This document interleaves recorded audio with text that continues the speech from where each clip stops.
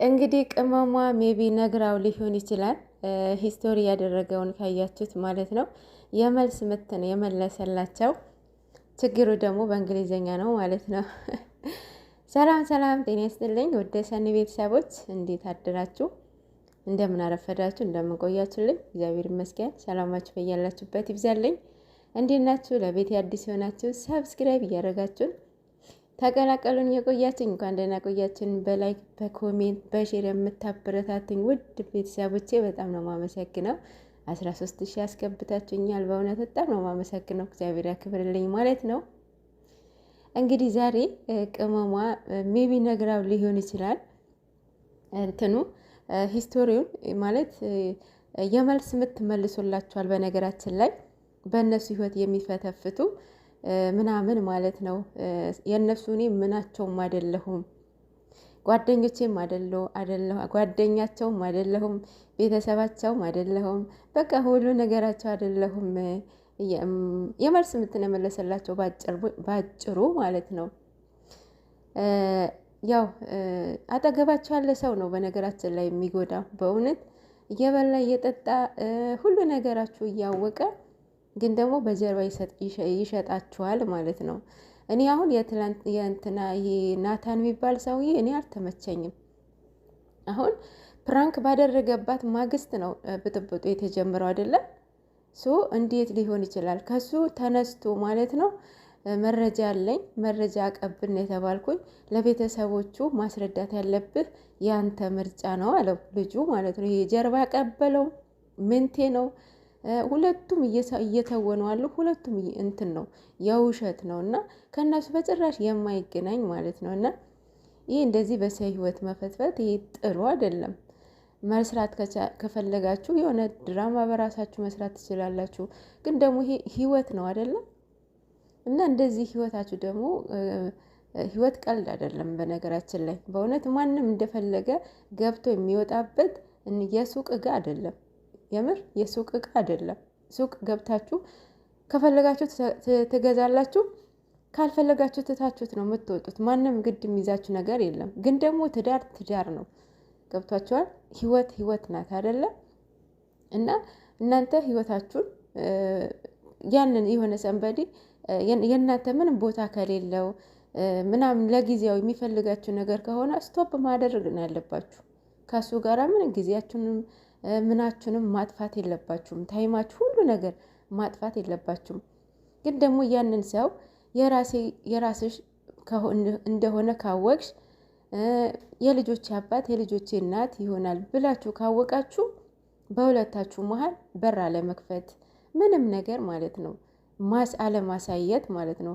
ሁሉም ነገር በቃ ሁለታችሁ ተነጋግራችሁ መፍታት፣ የሚፈታው ነገር መፍታት፣ መወያየት፣ መመካከር፣ መተማመን ሊኖራችሁ ይገባል።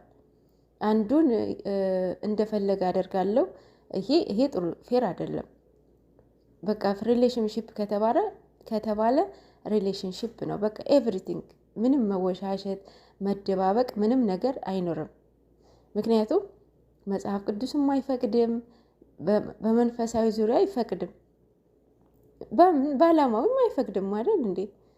እና በዚህ አይነት መንገድ ብትሄዱ የአሁኑ ወጣቶች ትንሽ ከስንት አንዱ ካልሆነ በስተቀር በእውነት የሆነ በቃ በልቼ ያልጠገበ ሮጬ እኔ እንጃ ብቻ አይደል አሉ።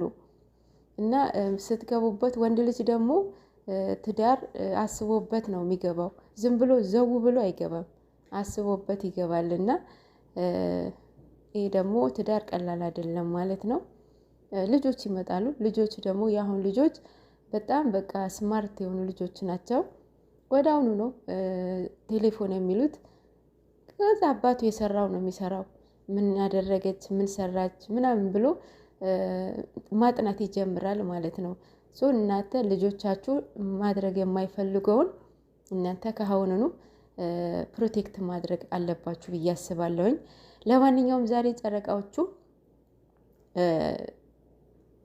ይመጣሉ ብዬ አስባለሁኝ። በነገራችን ላይ ወደ ሌላ ቦታ ሄድኩባቸው። አይሆፕ አሁን እስካሁን ያወራሁትን ተረድታችሁኛል ብዬ አስባለሁኝ፣ ለማን እንዳወራሁት ማለት ነው። እና አሁን ጨረቃዎቹ በጣም ጎበዞች ናቸው።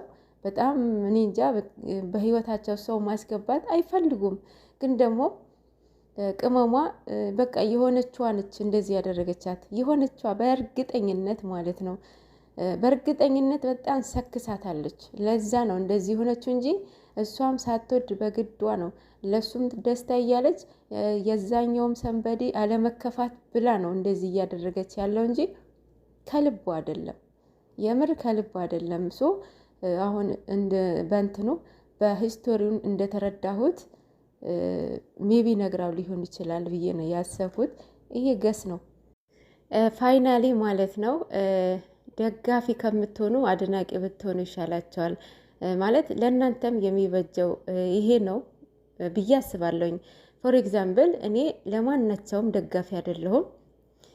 ሀይሚን ጥዬ ብሩኬን የምደግፍበት ምንም ምክንያት የለኝም። ብሩኬን ጥዬ ሀይሚን የምደግፍበት ምንም ምክንያት የለኝም። ሁለቱም ለእኔ አንድ ናቸው። ደጋፊና አድናቂ በጣም ይለያል። ሶ እኔ ሰብ በመሆናቸው ወዳቸዋለሁ፣ አከብራቸዋለሁኝ። በሚሰሩት ስራ በጣም ነው የምወድላቸው። ሁለቱም ለእኔ አንድ ናቸው። ሶ አሁን ሀይሚ በዚህ በእህታችን ማለት ነው እህታችን አሁን ብሩኬ ዘግዝገሽ እሷን ቲሸርት ነው የለበሰችው እና የሆነ ክሊፕ እየሰራች ነበረ። የብሩኬን ፎቶ ግን ዘግዝቀዋለች ማለት ነው። እና አሁን ሀይሚ ስታየው ሀይሚ ደስ የሚላት ይመስልሻል? በእውነት አትሳሳቺ። የእውነት እሷን የምታከብሪያት የምትወጂያት ቢሆን እሱን የምትወደውን ሰው ዘግዝቀሽ እየረገሽ አንቺ በዳንኪራ አታቀነባብሪያትም ነበር ማለት ነው። ያውም በሙዚቃ እኮ ነው። ሙዚቃ የሰውን መውደድን አይገልጽም። በነገራችን ላይ እኔ አድናቂም አዳማጭም አይደለሁም ለሙዚቃ። ግን ደግሞ ያው ሰው በመሆኑ መከበር አለበት ዛቲስ